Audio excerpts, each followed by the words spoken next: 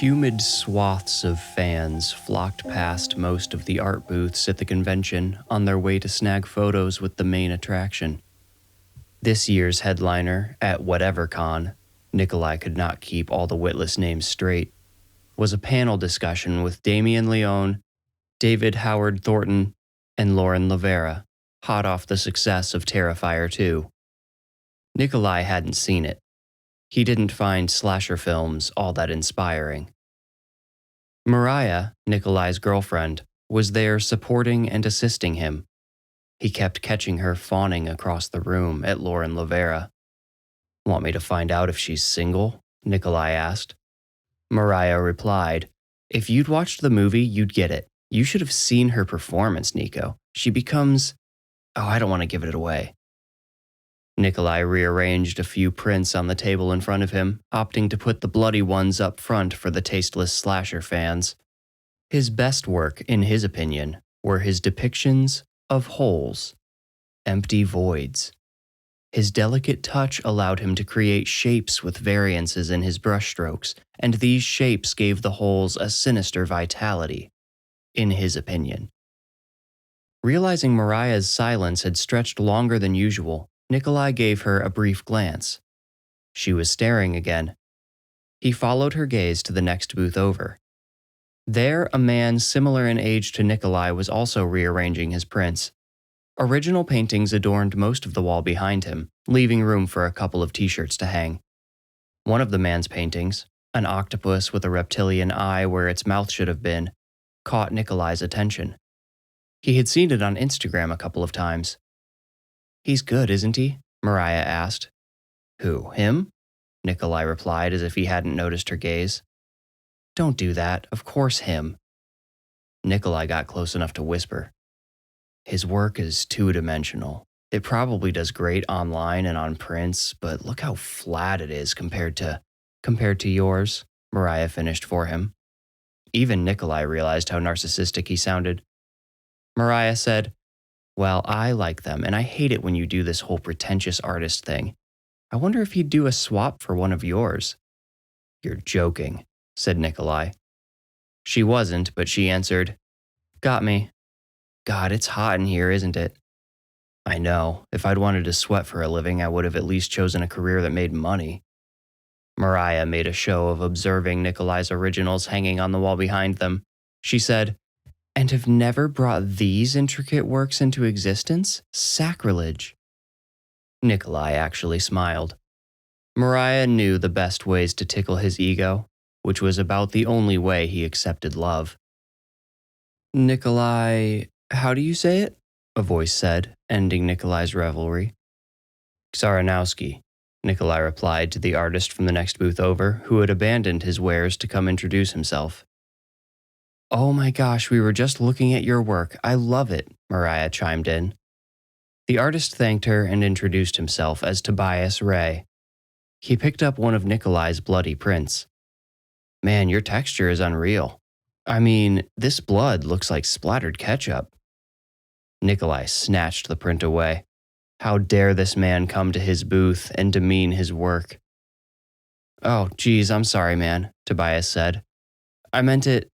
Oh, man, it just looks really thick. Like, you added so much depth." "Nico's really proud of his texture," Mariah said, draping an arm around Nikolai. Tobias said, "Nico? I like that. You should use it. A snappy name goes a long way these days when most people are going to learn about you while scrolling through Instagram. You know, and I mean this sincerely, you might want to consider shortening your last name too. I mean, I just think people probably have a hard time spelling Ksaranowski." "Okay, thanks," Nikolai replied. Well, hey, it was nice meeting you. I hope we'll see each other at more of these things, yeah? Maybe we'll get even deeper into that cesspool up there next time." "It was great meeting you too," Mariah said. Tobias grinned at her, then turned solemnly toward Nikolai. "Seriously, man, I respect your work. Sorry about the ketchup thing." Nikolai nodded, dismissing Tobias to his own booth. "He absolutely meant that ketchup comment," Nikolai whispered. Mariah said, No, he did not. He was so sweet, and I think he was really trying to make a connection. Besides, look at this. She picked up the print in question. Does this look anything like ketchup to you? No, it looks like blood. Very thick blood, just like Tobias said. Oh, he's Tobias now. Well, that's his name. Nikolai shook his head. Well, I hate to say it, but he was right. My blood does look like ketchup. Maybe that's why I don't paint it very often. Stop it. I hate it when you do this tortured artist thing, Mariah chided. Well, just what kind of artist thing do you want me to do? You want Bob Ross? Maybe I'll try out some happy little trees next time, Nikolai hissed. He and Mariah did not speak much for the remainder of the convention. He sold a couple of prints, but not enough to cover the cost of the booth. Meanwhile, both Tobias's wall of originals and table of prints grew sparse. He seemed embarrassed by his comparative success and packed up quickly without saying farewell to Nikolai. He did offer Mariah a shy wave, which she returned. Nikolai noticed and fumed.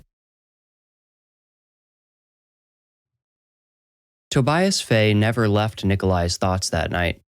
Lying on the couch, he opened Instagram and searched for him. It frustrated him when the full name appeared after he only typed Tobias R. 3 other names still appeared before his own when he typed Nikolai CZAR. Opening Tobias's page, he saw why his profile populated so quickly. The guy had 500,000 followers, almost 3 times Nikolai's own following. He scrolled through some of Tobias's recent work, then explored his earlier offerings. He was more fascinated by Tobias's fame than his talent. Nikolai did not see much evidence for talent. Is that Tobias's? Let me see, Mariah, standing by the nearby counter, said. Don't bother, it's mediocre, Nikolai replied. Mariah sat on the arm of the couch behind his head. Well, let me look over your shoulder at least. Okay, you're not totally wrong. The longer I look, some of these do seem pretty flat. She wrapped her arms around his forehead and squeezed, adding, especially compared to yours. Nikolai chuckled. There she went again, ruining a perfectly good brooding. But she wasn't done. I know you might not want to hear this, but I think his name idea was actually good. You know I love your name, but Zaranowski it just isn't catchy, you know? If this had been Mariah's idea originally, Nikolai probably would have agreed with her. But since it stemmed from Tobias Ray, he had to argue against it. Maybe I'm not super easy to search for, but the people who really care about my work will learn my name. It's like a filter. Oh, so you want to limit your fan base, Mariah replied. Nikolai rolled his eyes. She smacked his cheek lightly, then said, I don't know though. A name like Nico Czar? Nico Czar sounds like someone I might want to take to bed. Nikolai set down his phone and looked back at her skeptically. Really? She pivoted next to his head and repositioned herself to sit on his ribs. Her hands explored his chest and she said, Really? But almost immediately, her seductive smile withered. Her hands went to her own stomach. You okay? Nikolai asked. It's that, pinging in my stomach, said Mariah. Again? Yeah. She turned and her butt slipped between the back of the couch into Nikolai's hips. He sat up and put an arm around her. I'm not comfortable with how long this has been going on, he said. Did you eat anything inflammatory today? Any processed sugars or... No, we were together all day. You know I didn't. Babe, that wasn't an accusation. Listen, I think we should make you an appointment tomorrow. You know we can't afford that. Next month we're probably going to have to choose between having internet or our phones. I don't care. We'll figure it out, okay? Maybe Nico Czar can sell some originals. Mariah smiled. Nico Czar. Yep, 2 minutes later, I still like it. She winced and sucked in air, then slowly relaxed. Okay, make the appointment. We can just hide from the bills like we always do. This time, Nikolai winced. Apparently, Mariah loved the new name she gave him, but still didn't believe it would be enough to set him on the course for success. Nico called the hospital and described Mariah's symptoms to a nurse, who directed him to oncology. They recommended Mariah be seen immediately. They would fit her in between appointments. Due to being fit in, Nico and Mariah spent most of the day between the waiting room and various back rooms for tests and questionnaires. Almost every other patient had left by the time the oncologist called Nico and Mariah back to go over her results. "I'm sorry about this," the doctor apologized as she closed the door. "Ordinarily, I would have sent you home and called you with the results, but, well, I'll just be straight with you." Nico grabbed Mariah's cold hand. "You have stomach cancer, Mariah. You've probably had it for a while." "How bad is it?" Nico asked, watching Mariah's stoic expression. "Unfortunately, we're talking stage 4 metastatic lymphoma. It has already metastasized to the liver." "So it's terminal," Mariah said. The oncologist wouldn't meet her eyes, instead looking at her computer screen. Well, we won't use that term this early. My recommendation is that we admit you and start radiation treatment right away. At a minimum, that will hopefully relieve some symptoms." "And how much will all that cost?" Mariah asked. The oncologist folded her hands and replied, "Well, I don't really think that's what you should worry about at this point. Most insurance will—" "We don't have insurance," Nico interrupted. "What about Medicaid?" Nico scoffed. "Sure, but come on." "How much will just one night cost us?" Mariah asked. The oncologist said, "You would have to talk to our billing department. I need you to understand, though, that if you deny any treatment at this stage, your case will certainly be terminal." Mariah said, "I understand," stood, and nodded. Nico remained seated. He tried pulling Mariah back to her chair, but she refused. He said, "Come on, babe, we should at least talk to the billing people and see." "Thank you for your time, but we're going home," Mariah told the oncologist. Then she yanked her hand away from Nico and walked out of the room. "Give her time," the oncologist said. "She just needs to process this." After they got home, Mariah sat on the couch and stared at the wall. Nico sat beside her. They passed 10 minutes that way, neither knowing what to say. Mariah finally broke the silence.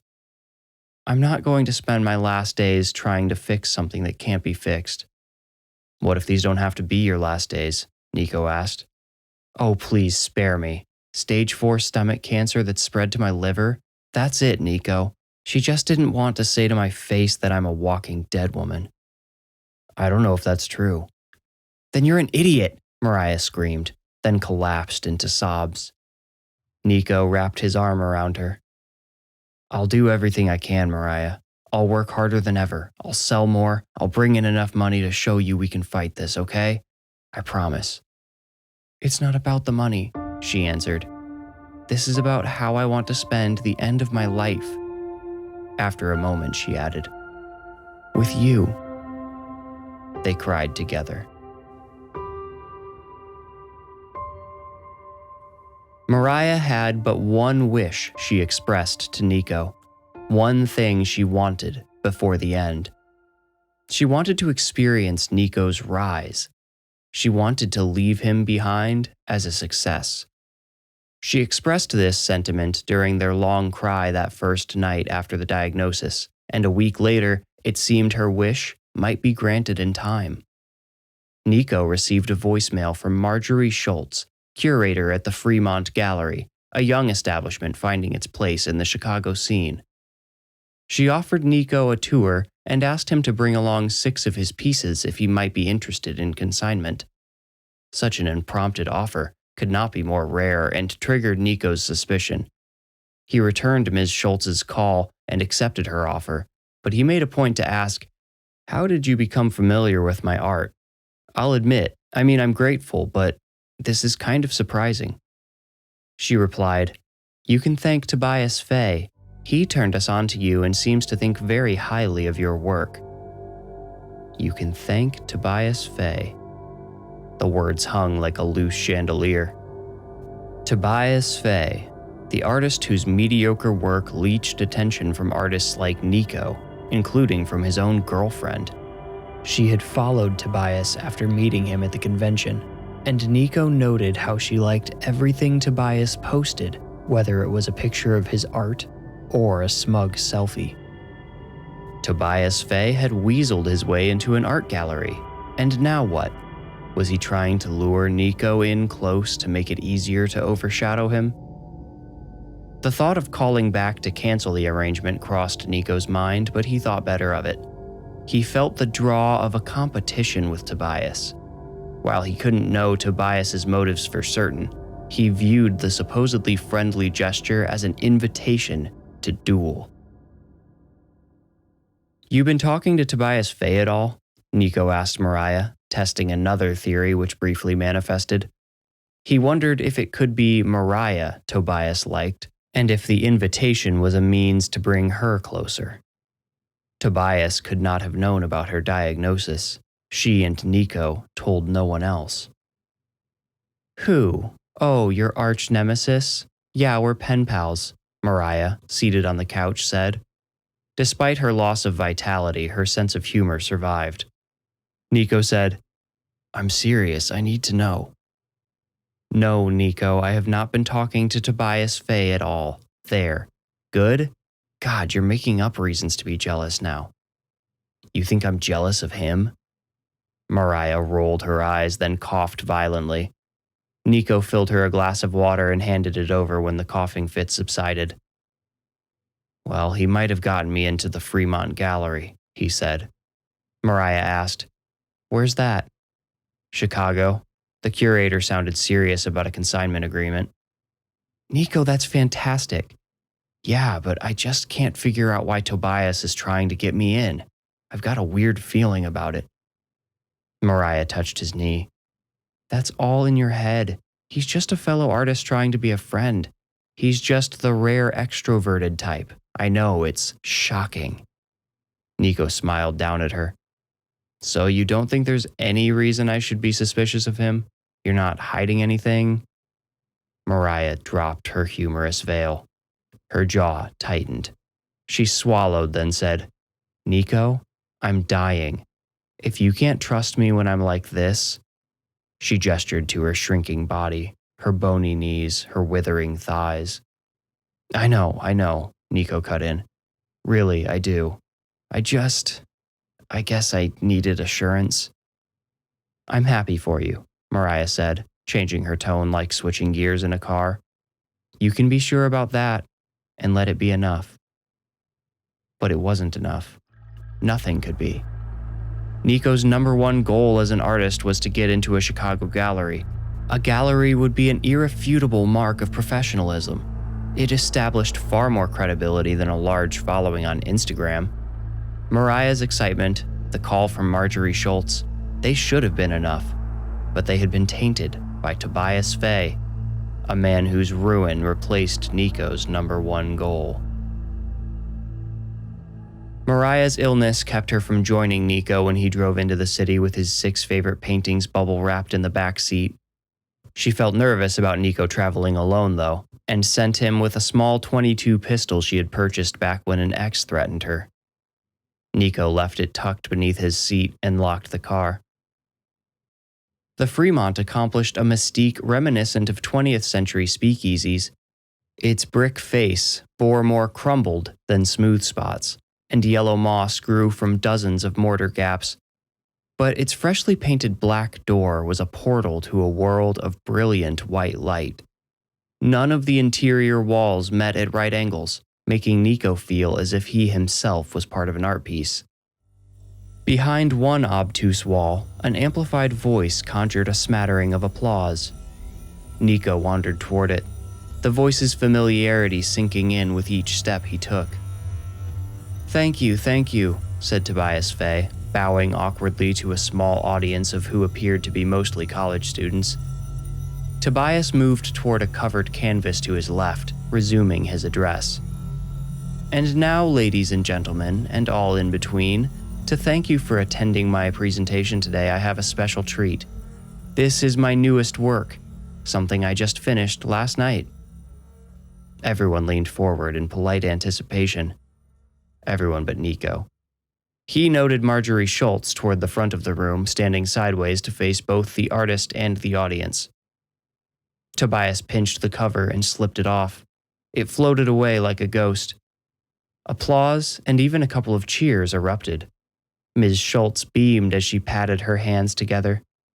Tobias absorbed the praise with grace and poise, but also great humor, pretending to sob with joy towards the end. It's his charisma they like, not his art, thought Nico. In his opinion, Tobias's special treat was evidence enough to prove this point. In his signature two-dimensional style, Tobias had painted what appeared to be a demonic beast in agony as it reached toward 3 heavenly beams of light. Nico rolled his eyes. You would never catch him using something so derivative as religious symbology in his work. Oh, and we have another special treat, Tobias announced, raising his hand and, Nico thought, don't you dare, pointing at Nico, who awkwardly waved with 6 canvases under his other arm. Everyone, this is my friend Nico Czar, an artist whose work is the only thing cooler than his name. I will end you, Nico silently vowed. Of course, Tobias had to bring up the name. He must have known the change to something easily recognizable had nearly doubled Nico's audience. The mention of his name, which only Nico could fully interpret, was meant as a statement of dominance. Nico burned. The most lackluster smattering of applause yet welcomed Nico into everyone's attention. He walked around the back and to the left so as to avoid Marjorie Schultz until he was in a position to make a proper introduction. Nico bowed as awkwardly to the crowd as Tobias had, unsure if this was some custom embedded in the Chicago art scene. It felt wrong. Tobias stared at him, but Nico refused to look his way. Marjorie Schultz ended the uncomfortable ordeal with a single clap and instructions for the audience to please muse on the many pieces throughout the gallery, all of which were, of course, for sale. Nico, I'm so glad you're here, Tobias greeted him. Nico replied, Yeah, me too, and couldn't help but give in and look at him. Gentlemen, I'm so glad to have you both, Ms. Schultz cut in. To Tobias, she said, Marvelous presentation, Mr. Fay. I'll send Cindy in to help clean up. Mr. Czar, please follow me. She led Nico to a blank wall around 2 wide corners. There, they discussed terms. The numbers all sounded fine to Nico, but a final condition to his acceptance nearly crashed the deal for him. Ms. Schultz said, We're trying something new here. There will be an expectation for you and Tobias Fay to help promote one another. Draw in your shared audiences. There's a lot of crossover between you two, Mr. Fay tells me. I'll be honest with you, Mr. Czar. He has a much larger audience than yours, and we likely would not have considered you without his recommendation. Nico asked, So what, you want me to share his paintings to my Instagram story every once in a while? You should also collaborate on content. We're thinking a live Q&A with the both of you to start. Any other ideas are welcome. Ms. Schultz noted the slight jut in Nico's jaw, the tightness at the sides of his nose. She knew this look. She knew this type of artist. She continued, We see it as a fair exchange despite Mr. Fay's larger following, because we believe being connected with you will encourage him to up his game. With his popular instincts and your depth, I could see the two of you being quite good for one another. She removed one of the canvases from beneath Nico's arm almost seductively and placed it high on the wall. She stepped back, stood shoulder to shoulder with the clay man beside her, Nico, not a sculpture, and nodded once. She said, I know he could certainly do to look at something like this more often. Nico was sold. Nico deftly avoided doing any collaborative content with Tobias for his first 2 weeks at the gallery by only being there during public events, of which there was only one. To make up for the lack of content, he shared 2 posts supporting Tobias, at least in spirit. In reality, Nico selected Tobias's 2 flattest paintings for the posts and captioned them with, "Check out at Tobias Fay at the Fremont Gallery in Chicago." Tobias returned the favor. Nico felt a little hurt by the second painting Tobias posted of his because he had always treasured it as one of his better works. Was it really his second worst? He believed Tobias must have thought so. By projecting his own competitive jealousy onto his rival, Nico left no room for any consideration that Tobias's praises might be genuine. Nico's first post only received 5 comments, 2 of which were made by automated bots. But then Tobias posted about Nico, and his following nearly doubled again in 24 hours. Nico watched comments roll in, checking in every 20 minutes until well after 11 p.m. the night after he made his second post about Tobias. He kept hoping to see someone write something like, "He's fine but not as good as you," or "Nice of you to give love to an amateur artist." The post garnered 213 comments by the time Nico went to sleep, but every one praised the insanely creative and likable Tobias Fay. In stark contrast, when Nico cautiously entered the comment section under Tobias's posts about him, he found a few polite well-wishers, but mostly vague digs at his work. Meh.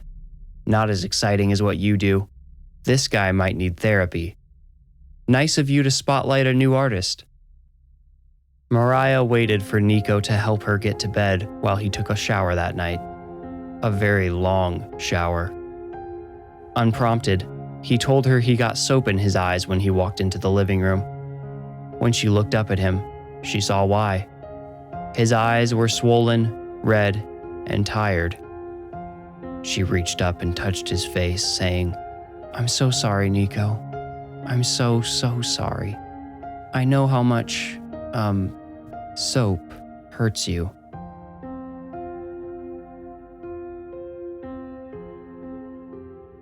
Marjorie Schultz took it upon herself to arrange the date and time for a Q&A livestream with Tobias Fay and Nico Czar at the Fremont.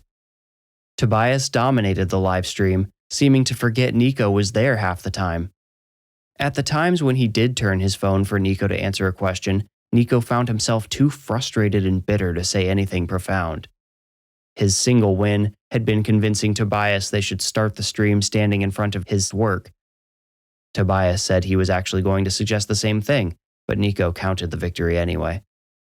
However, Nico failed to predict the livestream's continuous growth over the 30-minute period. 19,000 screens across the planet were showing their faces and art by the time they had moved over to Tobias's wall. Nico seethed through a forced smile for the rest of the stream. "Before we let you go," Tobias said, just when Nico thought the end was nigh, "I just wanted to remind you all to follow me, because tomorrow I'll be going live again for the unveiling of my greatest work yet. I can't wait for you to see it. Nico, you want to say anything before we sign off?" He turned the phone to Nico, who waved stiffly. No, just follow me too." That sounded pathetic and needy, so Nico impulsively added, "Because I am also planning to unveil something very soon." Tobias said, "Ooh, did he just accidentally let the truth slip? Follow at Nico Czar Art to find out. All right, everybody. Love you all." As soon as the screen went black, Nico said, "Way to put me on the spot. Now I have to conjure up something to post tomorrow." "Oh, I'm so sorry. Was that really just a slip of the tongue?" Tobias asked. Nico did not swallow his pride, but he packed it into his gums so he could say, "Yes, and I saved it before you went and undid it." "Oh man, I'm really sorry." "Well, hey, how about this? What if we collab on something? We could do a small joint piece and probably have it done by tomorrow night, which is still technically tomorrow." Nico said, "No thanks. I've got to go check in with Schultz." Just don't forget to tag the Fremont when you post the recording. He found Ms. Schultz standing over her assistant Cindy's shoulder, working through a scheduling conflict. "We're finished, ma'am. I made sure we mentioned the Fremont a few times and I told Tobias to tag it." She replied, "Oh, thank you. Will I be seeing you again before your presentation next week?" Nico replied, "Probably not, unless you need me here. I'm working on a new piece to unveil at my presentation. Plus, I'm kind of on the hook for something to post tomorrow." "Well, if your muse is calling you, you must answer. I will see you next week, Mr. Czar. Now," she turned to Cindy, "what if we move the grant meeting to Wednesday?" At home, Nico went into a frenzy. He found a 4-inch square canvas, which he thought he could reasonably fill before the end of tomorrow. However, inspiration completely evaded him. Tobias said he was going to unveil his greatest work, so how could Nico possibly share something uninspired on the same day? For the sake of time, he decided to ditch the 4x4 canvas and instead attempted to finish the piece he had intended to unveil at his presentation. It depicted a train tunnel through a fisheye lens, warping the tunnel into a bulging void. "Nico?" Mariah groaned before he made a single brushstroke. He went to her and did what he could for her pain, but rushed so he could get back to work. Mariah now lived in constant agony. Unable to keep almost anything down, she had withered to just over 80 pounds. If Nico tried to suggest taking her to the hospital, she always insisted she would rather die at home than prolong her suffering in artificial comfort. The next day passed before Nico had much of a chance to think about painting. He had stayed up most of the night dealing with Mariah, then slept most of the day.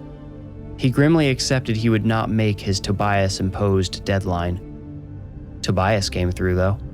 He posted his so-called greatest work, a mess of color through which a figure with extremely long limbs could barely be seen, to voracious online applause.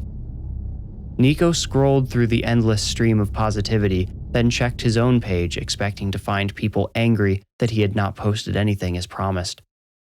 Reality was much harsher. No one left a single comment or sent a single message asking Nico about the delay on his promised work. They had all forgotten, if they ever cared at all. In 36 hours, he was to present some of his art in front of a live audience as he had seen Tobias doing the day he first entered the Fremont. He stared at his partially filled canvas, the train tunnel painting, which he intended to unveil at the end. It looked like a void, all right. A void of creativity, a void of passion, the vacuous black hole of his career. Mariah went to bed early without a word. She and Nico had barely spoken in days unless she needed something. That night, Nico stayed up staring at his canvas, too scared to make a single stroke. Something had paralyzed him. It felt adjacent to fear, but he could make no closer identification. His lower back started complaining about his stool around 1 a.m. Nico moved his easel in front of the couch and sat in the nook of the couch's arm. He hoped making himself more comfortable might loosen up his brain, but as anyone else might have predicted, the exhausted artist fell asleep. Nico had made a habit of checking on Mariah every night before he fell asleep, so when he woke and realized he had neglected her, and when her health was in such a fragile state, he rushed into the bedroom. He saw her laying on her side beneath the comforter, which she barely formed a visible wave in anymore. Her back faced him. She had fallen asleep staring out their open window. He went to her, put a hand on her exposed shoulder. It felt cold. Whispering her name, Nico shook her gently. She did not shrug him off like she normally did. He combed her hair with his fingers and rocked her head towards himself so he could feel for breath. It was often the only way he could tell if she was still alive when she slept deeply. But he only needed to see her face to know she was dead. Her eyes had never stopped staring out the window.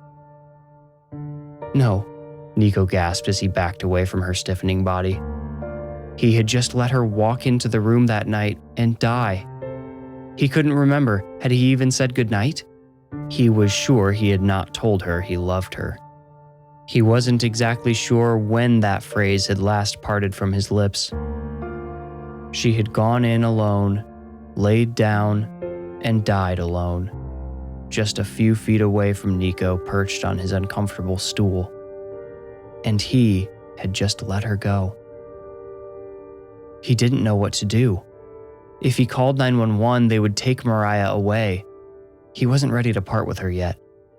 She had already been dead for hours, and lifelessness had begun to transform her, but he still could not let her go.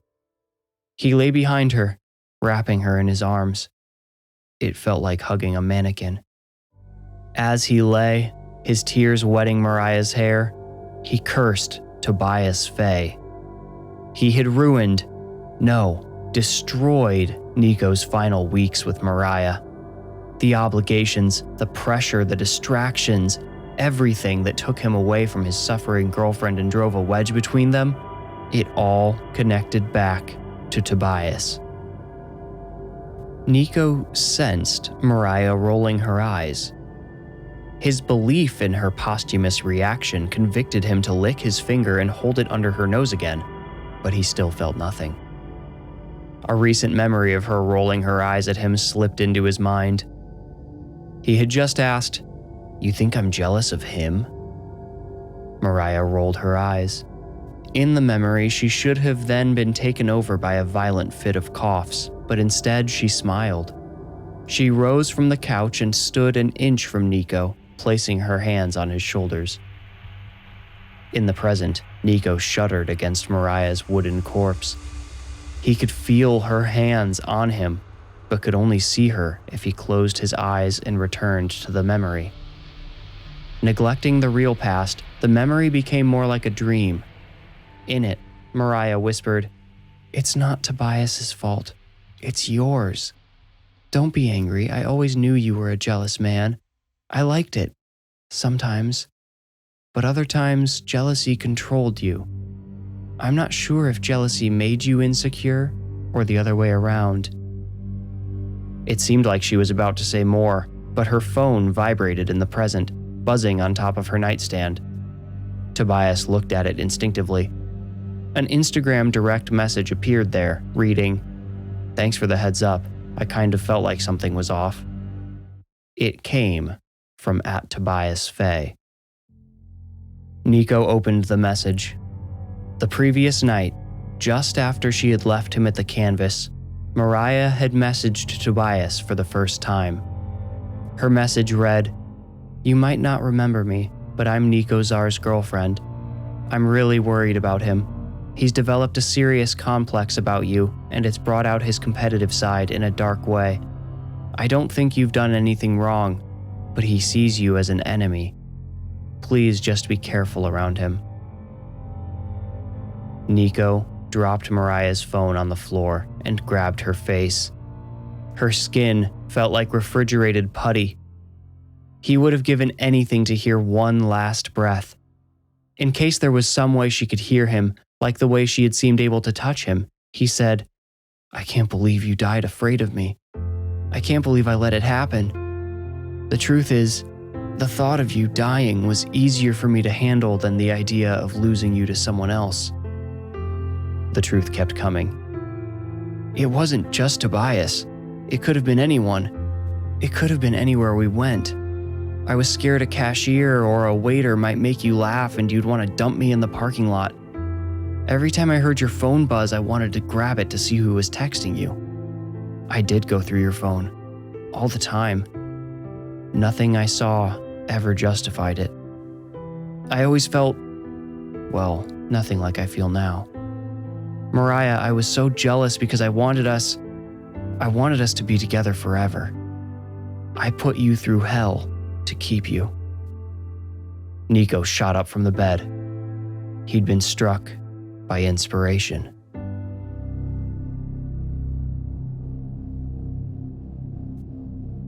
A small crowd of mostly students assembled at the Fremont the next day. Tobias recognized many in the crowd from his own presentation a few weeks prior. A few of them grinned and waved at him. Marjorie Schultz looked to him from the other side of the audience and expressed the question, "Where is he?" Tobias shrugged in return. Ms. Schultz checked her watch, then addressed the crowd. "I'm so sorry, everyone. I'm going to call Mr. Czar to find out if—" "No need, ma'am."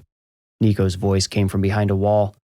He emerged carting a large cloaked object. "Apologies for being late. This thing took a little more effort to transport than expected."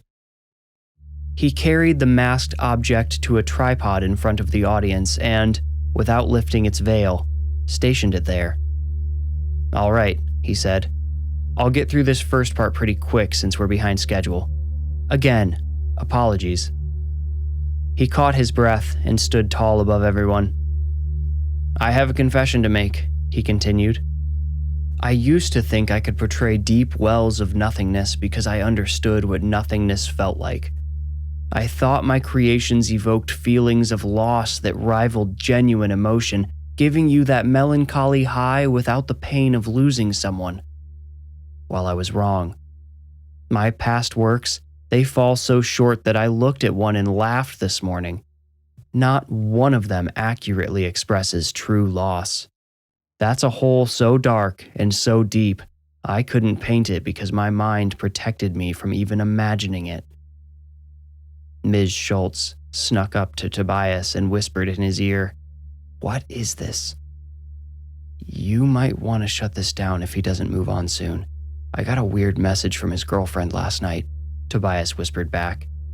He couldn't comprehend how he had gotten on Nico's bad side, but he desperately hoped he wasn't about to embarrass him. After all, his own credibility was also on the line. "But I have good news," Nico said. Tobias sighed silently. When he breathed back in, he detected a sour odor. Looking across the audience, he saw others starting to notice the smell too. Nico kept talking. "I recently lost the person closest to me. The only person close to me. And now my eyes are wide open to that pain." Ms. Schultz wrinkled her nose. She thought an audience member had done something embarrassing. Tobias tugged at her shirt and whispered, "Ms. Schultz, you need to call this off now. He's talking about his girlfriend. Something is really wrong with him." Nico looked directly at Tobias and echoed Tobias's exact closing words from weeks before. "And now, ladies, gentlemen, and all in between, to thank you for attending my presentation today, I have a special treat. This is my newest work, something I just finished last night." "Pause, please," Ms. Schultz called out, but Nico's fingers had already pinched the top of the gray sheet. He said, "I call this piece Bound in Jealousy." The sheet flew away like a ghost, but what it left behind was a monstrosity. Nico solemnly bowed next to his blood-soaked canvas. He had applied it so thick, some sections still glistened wet. It certainly did not look anything like ketchup. Strands of hair stuck to the dried blood. Nico had shoved 6 broken rib bones, 3 on each side, through the canvas. They formed a flimsy rib cage around a sagging heart pinned to the canvas with another piece of bone. It dripped congealed blood onto the floor. People started to scream, but Ms. Schultz's voice overcame them all. "Everyone out, now please." "But wait, it isn't finished," Nico yelled. The heart drooped until it fell off the canvas and squelched on the floor. Blood splattered on a college student in the front row. Nico calmly collected the heart from the floor and reattached it. "There's one more part. Something I couldn't do before unveiling the piece," Nico said. He sat down, cross-legged, in the small puddle of blood from the heart. He reached behind the canvas and retrieved Mariah's .22 pistol fixed there with duct tape. "Bound in jealousy, disguised as love," Nico said to the crowd. He pushed the barrel of the .22 under his chin and tipped his head back. Then he addressed Tobias directly. "She was right about me," he said. And it all came to this. A fresh coat of blood sprayed over the canvas, completing Nico Czar's most infamous piece.